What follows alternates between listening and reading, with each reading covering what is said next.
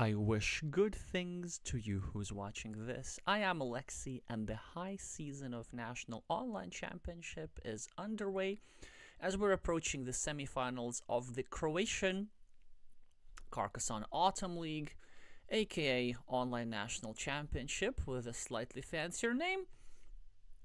So we started with 23 hopefuls in two groups, and you can see all of them on the screen, and now we're left with just 4.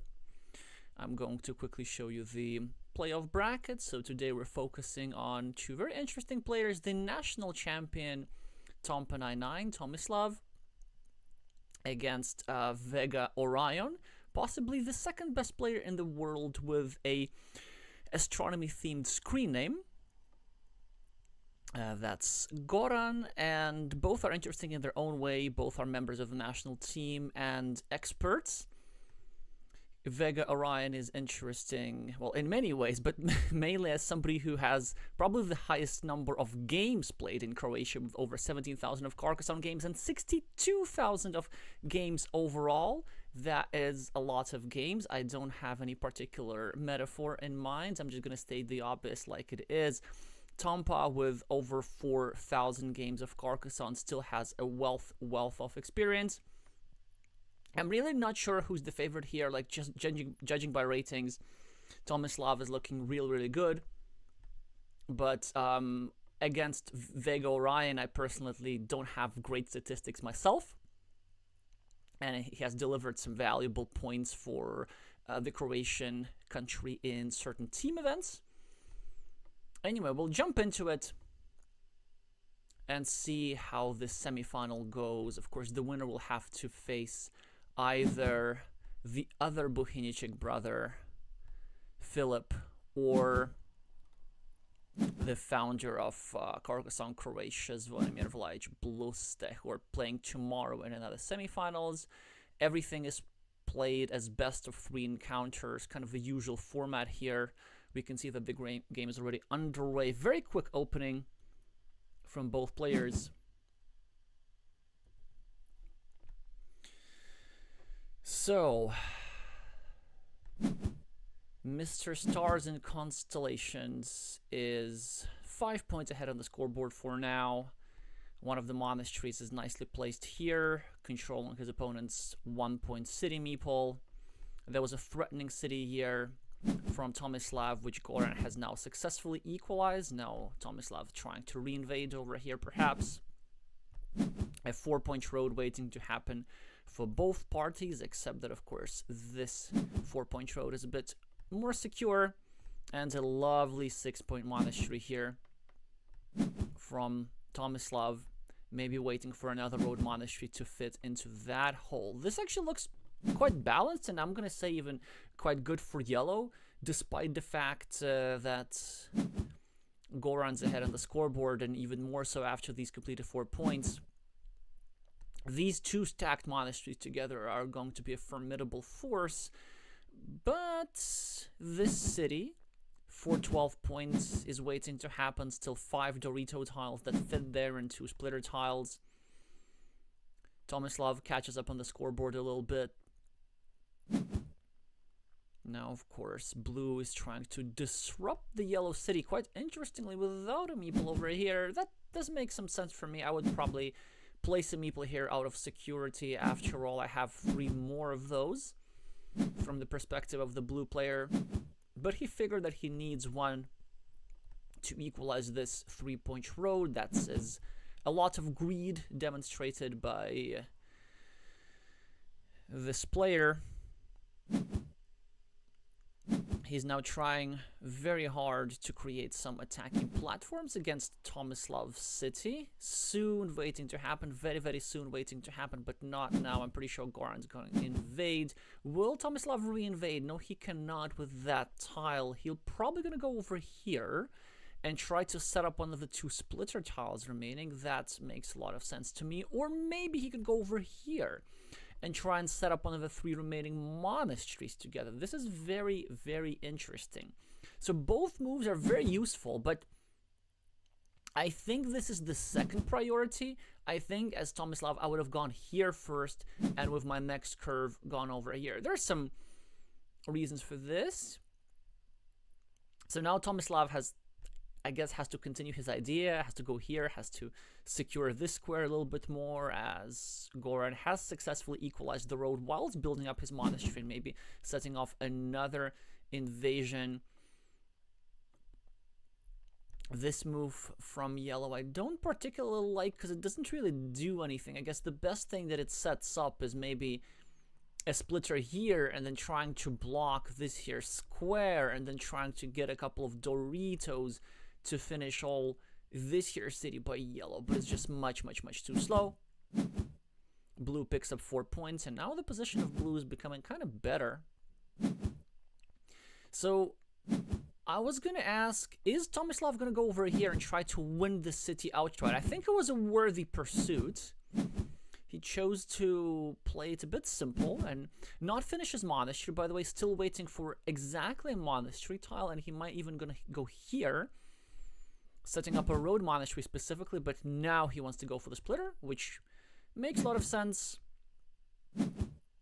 But a Dorito is drawn by blue, and the city has now been completely equalized. Still -8 on the scoreboard for Tomislav, and a monastery down. And also there's a midterm city threat by blue. A lot of things which could maybe not go so great.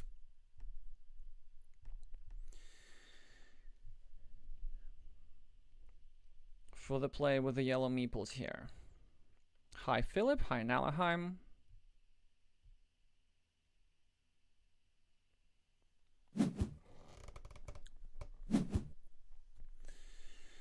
So we're slightly equalizing on the scoreboard now from the perspective of the play with the yellow meeples, -4. I presume vegaorion wants to do something like this. Yeah, just add 2 points to the city. Make sure that threats are created. Tomislav, of course, gets his lovely setup finally for 7 further points and a meeple back for the first time in this game ahead on the scoreboard. And look at this aggression and greed. I'm loving it. It might end up not working, but the idea of taking over and 7-point road is certainly appealing. And look at Tomislav. I'm loving this move. He's not going to separate just yet. Instead, he's going to try and pressure 2 points. But vegaorion here, I think, playing unbelievably and excessively conservatively. Honestly, I don't think of a single good reason why you would not want to meeple this monastery. Instead, he just goes for 2 points. I guess he wants to preserve his meeple, but he already has another one of those, so he doesn't really need meeples anytime soon. In the meantime, look at Tomislav here, successfully setting up the entrapment of this square. Actually, this is very painful for vegaorion, because there's only 1 tile that's left into this square, and 3 blue meeples are tied to it. So that was quite an annoying sequence from Goran's perspective. And I presume that he was anticipating this block, and that's why he chose to preserve his meeples, to get himself, you know, at least something to work with. But actually, given that blue was likely to have his meeples here trapped for a while, then it makes even more sense for blue to have meepled this monastery, because if you're going to be down meeples, you want to have some compensation on the scoreboard. So let's see how this turns out for blue. Blue, I presume, wants to have some sort of field claiming moves maybe later, so that's why he's preserving his meeples for it. He's now not going to capitalize on his city that Tomislav has now equalized. Actually, very timely, as of course a tile was going to come down over here. One move which I have great issues with is this one. So there's only 1 crossroads remaining, and there's only 1 of these here road ends, right? So the only other road end other than the crossroads remaining is a triple city with the road.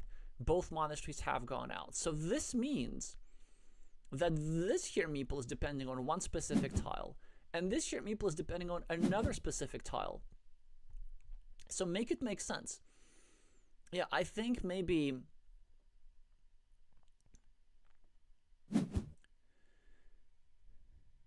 Goran is tilting here a little bit, because this guy is likely to stay here until the end of the game. Also, Tomislav draws the final crossroads, so these here 3 meeples are trapped.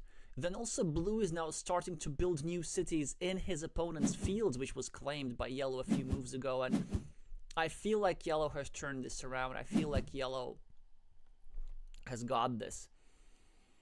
So what could Blue possibly do to still have a chance here? Well, I'm thinking we do some blocking. We might block this monastery. Is that possible? Not really. We might block the city. This is actually more like it. Because now that I'm looking at it, there's a lot of triangle tiles. In fact, all 5 field triangles in both splitters have gone out. So if we do something like this, we can prevent our opponent from continuing his city, but we don't do that. Which again is understandable, because this move also makes a lot of sense. Mr. Vega here takes a temporary lead on the scoreboard again. It's going to be short-lived. My guess is that, because, you know, this city is going to be completed sooner or later. There's a sizable number of city caps. Hi, Crafty. Yes, Nicholas pointing in the chat. City caps on opponent's field. That is indeed not what you want to do. Well, the reason why you don't want to do that is actually a move which is gonna be negative for you, because look, so Blue started a city here and then finishes for 4 points, but this city on the field also gives 3 points to this guy, so it was a move for just 1 point net, which means half a point per tile.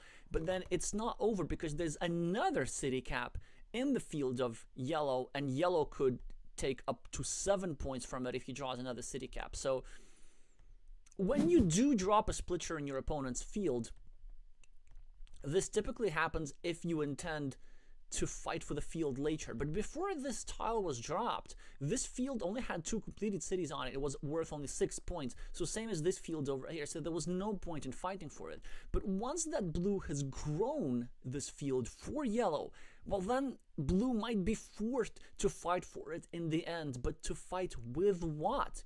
3 meeples here have been permanently trapped. This is not to say that Blue does not have a chance. In fact, Blue very much still does have a chance. So first of all, these here blocked meeples, they add up to the same number of points as this here incompleted city. And we can just presume that they're going to be completed at some point. Sorry, we can just presume that the block of the city is going to be completed at some point, right? These 2 monasteries are equal. We are a little bit ahead on the scoreboard, but our opponent is ahead as a result of having this here 9-point field. But we also have a winning mini battle on this here area. So let's assume that this Yellow guy never connects to this Blue guy. And then Blue has 4 more points on his side of the city compared to Yellow. And this is actually what becomes a rather close game. Now, it's also quite funny to observe how both opponents are completely missing the point about this here square. So Tomislav is playing as if he's trying to permanently block it, and Vega is making an indirect defense as if it's possible. But again, I double-checked everything correctly, right? 4 here, 3 here, 1 here. All 8 crossroads have gone out, so there's no need to further restrict or defend that square. In any case, we can see that Yellow has completed his city, and with that, Yellow has a just absolutely gigantic advantage. Again, it's still not impossible, but in order to win this game,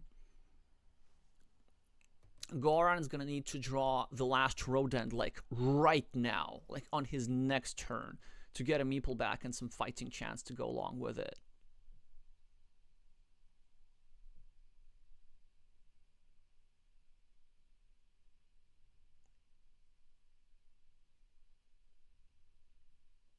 Philip is suggesting maybe some mind games from Tomislav. Actually, it is entirely possible, and I sometimes make these moves. So here's what yellow must have been thinking, right? So this is a curve, a rather useless tile. He doesn't really have a good place to use it, although probably you could argue that this would be a worthy move, trying to start to obstruct yellow's road, right?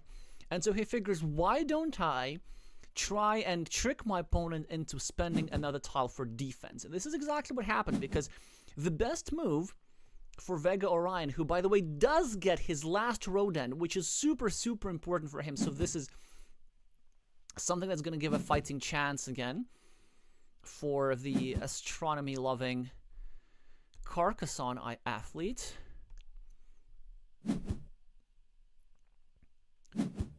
But yeah, but basically he could have had one more point had he prolonged his road earlier, but he chose not to do that and instead did this defense thing. So a bit of a devious way to prevent your opponent from getting 1 point. It's unlikely to match her now at the moment because Tomislav now scores some more points on his field.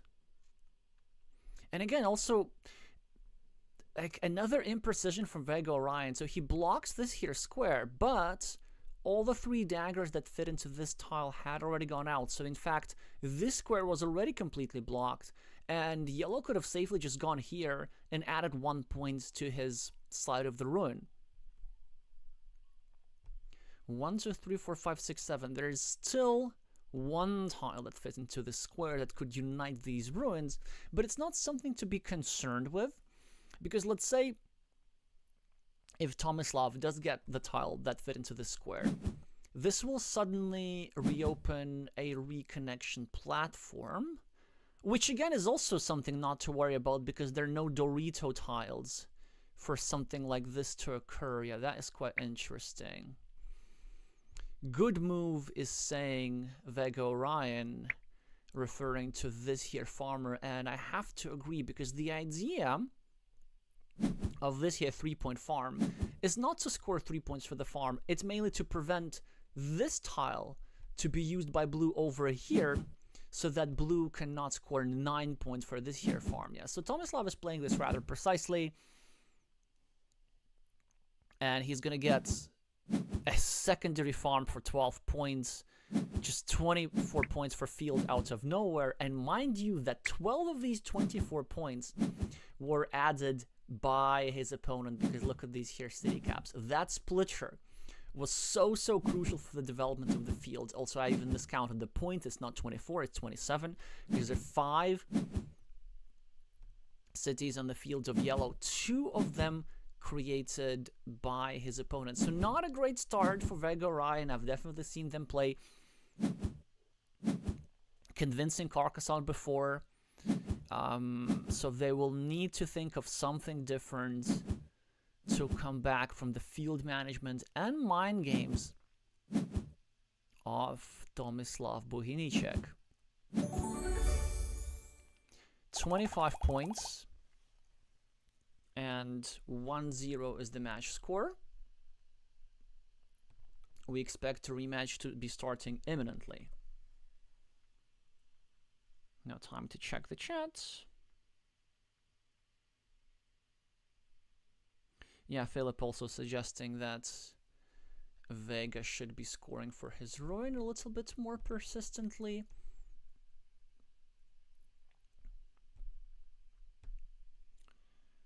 But hardly matters now. Alright, so now vegaorion is going to be the starting player. Tomislav here with the Lithuanian opening. In fact, Tomislav and I met in person just a few days ago in Germany at the World Championship, because Tomislav was the national representative, and we did discuss opening theory a little bit. They're generally a quite aggressive player in the opening. That's always quite pleasant to observe. vegaorion I have never met in person yet. Maybe if they win the Croatian Championship someday, that could occur.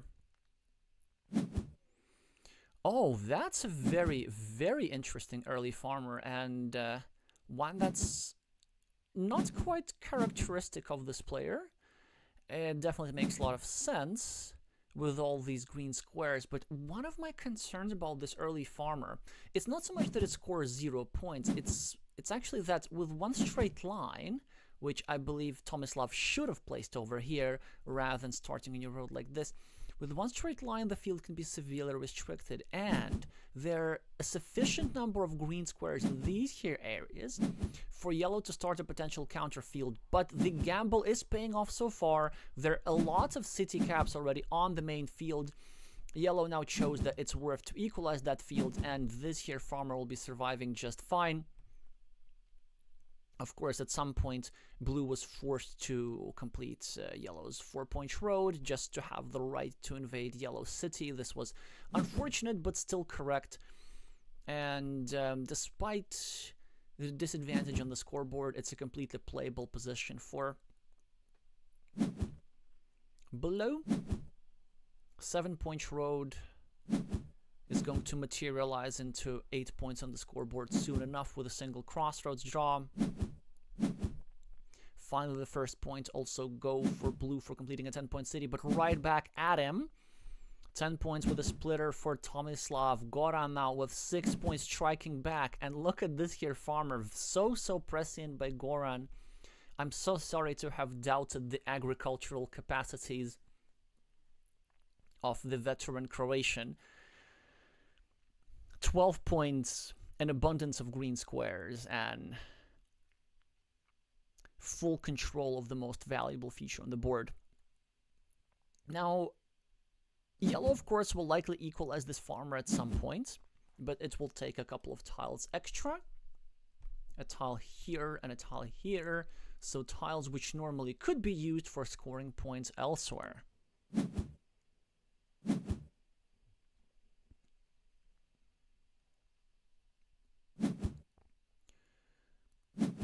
Tomislav now being very aggressive with his monasteries, an approach which I do like, but what sometimes happens is because of the quadruple crossroad that has gone out, there are some scenarios where yellow goes, where blue goes here and here and here, and like blocks 3 of the meeples of yellow towards 1 square.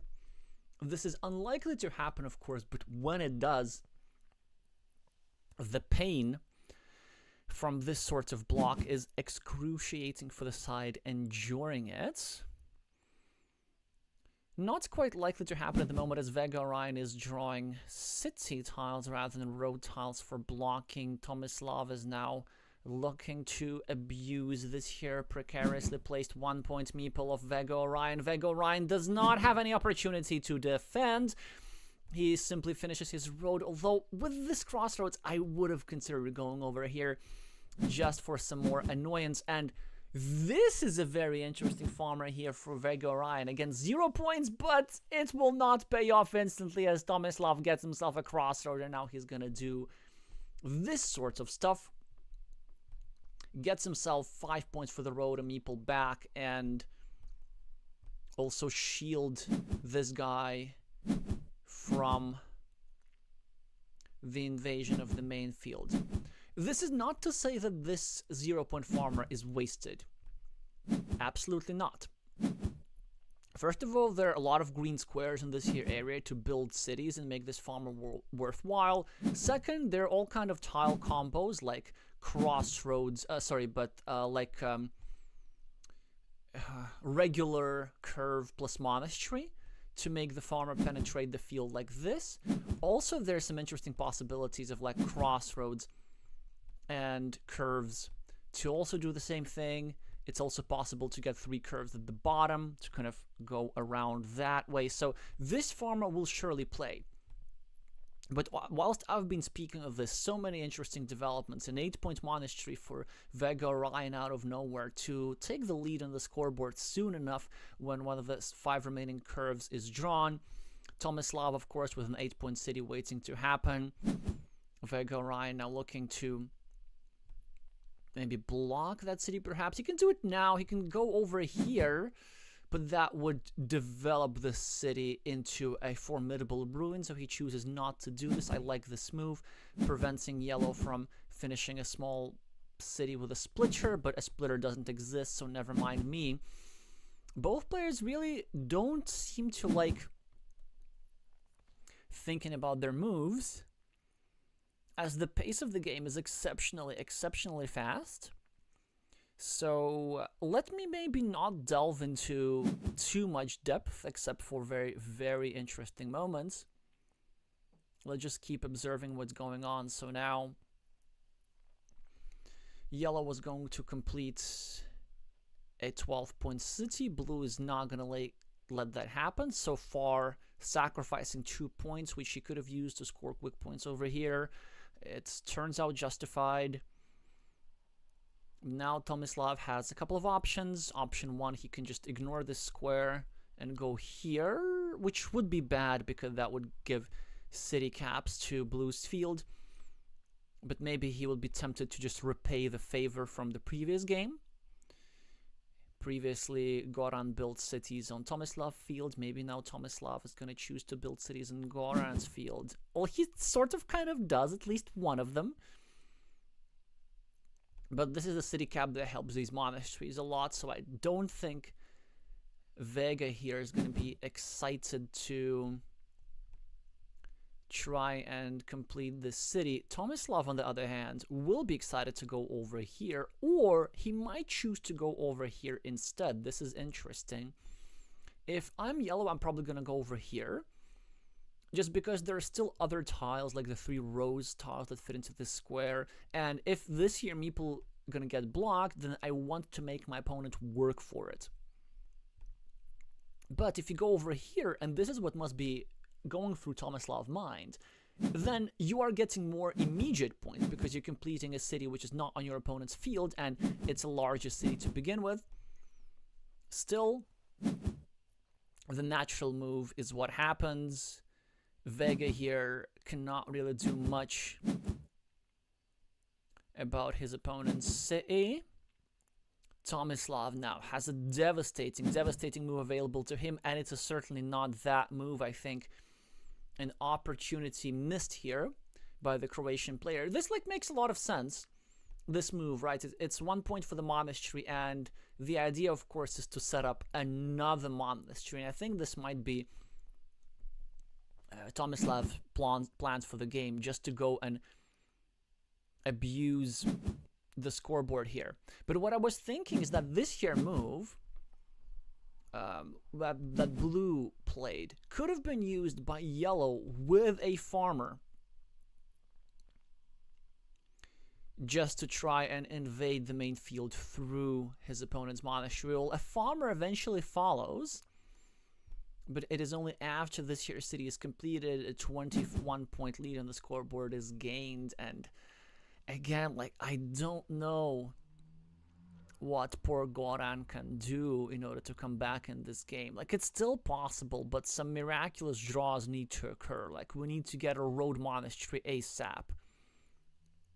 And of course, not just a road monastery, but also a curve first, and then a road monastery. And we need not to get blocked, and we need to score 4 points for the road, and we need to invade the field, and we need to hope that Tomislav fights for said field and fails at fighting for said field. Yeah, that is a lot to hope for. So what are we gonna do as blue? Well, now that yellow has invested a 3-point meeple over here, and a 3-point meeple over here, which of course might come back into his hand, we can try and build some stuff on our field. Yeah, this move makes a lot of sense. Now, neither side has meeples, interestingly. Blue is trying to help out his opponent a little bit with 1 point. Of course, it is not out of generosity. The idea is to try and create a platform to make a permanent block to the square, although I doubt this is possible. Probably as blue would have preferred a move here, then a move here, trying to play against this here meeple, as we're running short on crossroads. Only 2 crossroads remaining in the deck. Difficult decision here for vegaorion. I can't really think of a better move than this. Yeah, it's make sure to make at least one of the monasteries more vulnerable. Finally, a city cap in Vega's hands, gonna have a meeple back. And 4 extra points on the scoreboard. Tomislav with a dagger finishes a 6-point road. Crossroads for Vega. It is something. It is surely something. Now he makes a good move with the crossroad, but he should have turned this a little bit differently, if you ask me. This orientation is going to make a huge deal. Had he gone over here, he would have had still chances to draw the monastery. Oh, this is painful, painful, painful. Had only he turned the crossroads the other way, he could have scored points over here. 2 quick points for the road, and then with a simple curve, got his 6-point farmer into the big shared 12-point field. So this here, little orientation mistake might end up costing the game for blue. Yeah, because if you think about it, right, it seems like the big field is the only chance when you're so far behind in the scoreboard. The way this game was designed, the way Carcassonne was designed, is that fields are meant to be the great equalizer. So let's say if your opponent's very lucky with like city and monastery tiles, they spend their meeples when they need to build up stuff, which is what happened in yellow's case, and then during the time they're spending their meeples to get their scoreboard lead, we can place farmers strategically and then sort of kind of compensate that.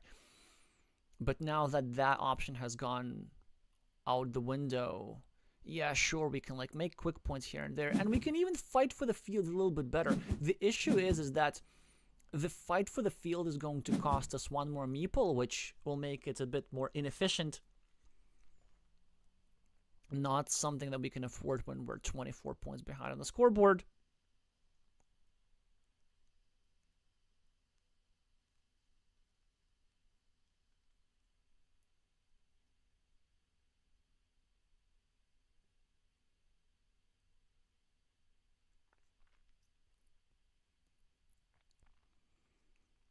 And all that Tomislav has to do now is just simply not lose on time. I think he could even, in theory, afford losing the big field. The big field has only 5 completed cities on it anyway for 15 points. These are the city. Yeah, and Tomislav just chooses to take a 6-point move, 5 points for a newly acquired ruin, as well as 1 extra for his monastery.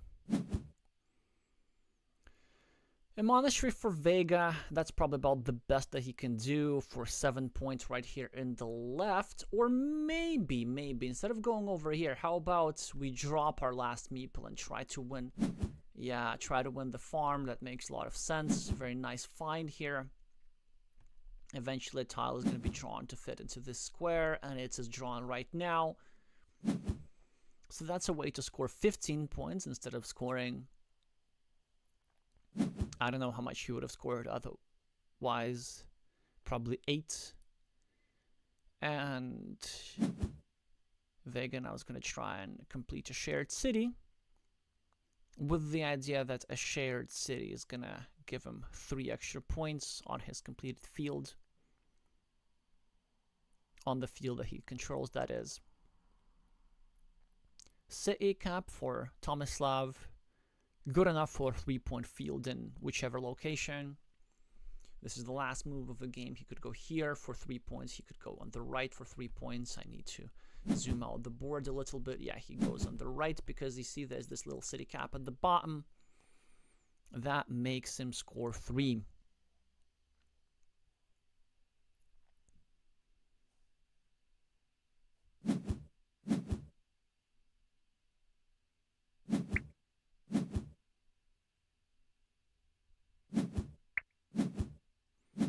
So both players exchange pleasantries, and now we're about to see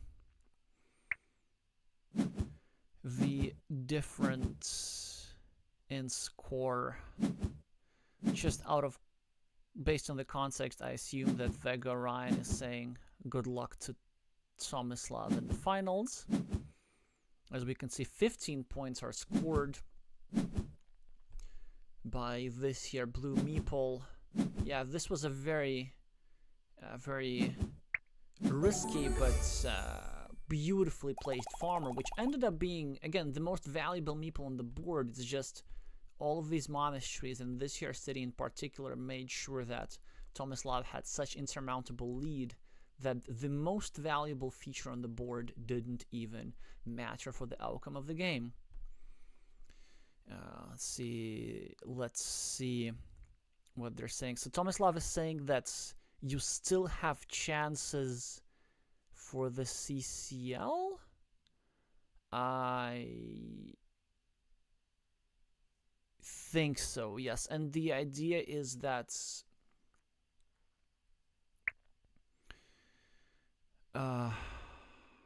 yeah, so CCL is the Carcassonne Champions League, of course, and basically the way this works is that from each national championship, the first player, so the winner of the national championship qualifies for the Champions League, and then the second, third, and fourth place, it also depends on the country whether it's just second or second and third, and second, third, four. So higher rated federations get more of their players to participate in the Champions League.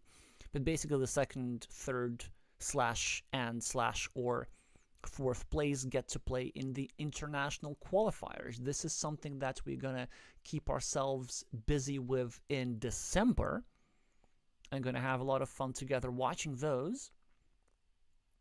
But yes, it is only the winner of the Croatian Championship that is going to have a guaranteed spot in the 2026 Carcassonne Champions League. Alrighty, well, that was short. That was a bit shorter than expected. Very, very fast-paced games. Just 16 minutes, although 8 minutes and 5 minutes of thinking times is not like that rare. I've seen faster games in some countries, Romania, and hopefully that was enjoyable for you. And this is a nice warm-up for our main event of the evening, which is the finals of the Hungarian National Championships. I'm going to meet you in about, 80 minutes for that, maybe 73 minutes for that. I know for a fact that is going to feature players who spend quite a lot of time on their moves, so we will have plenty of times to delve into intricacies of each position. For now, we thank Goran and Tomislav for this spectacle. Congratulations to Tomislav, commiserations to Goran. Now it needs to be pointed out that tomorrow at the same time, the other finalists of the Croatian National Championships will be decided, but I'm not 100% if I can stream this one because there might be some like conflicting events. So basically there's this Mexican tournament, the Mexican National Online Championships, which I am planning to stream, but then I might be able to show both this and this, depending on like the exact scheduling of the matches in the Mexican Championship playoff, which we're going to find out tomorrow. So stay tuned for that. In order to do that, you're going to need to subscribe to this channel and click the bell notification icon. Hi Tompa, congratulations on your win.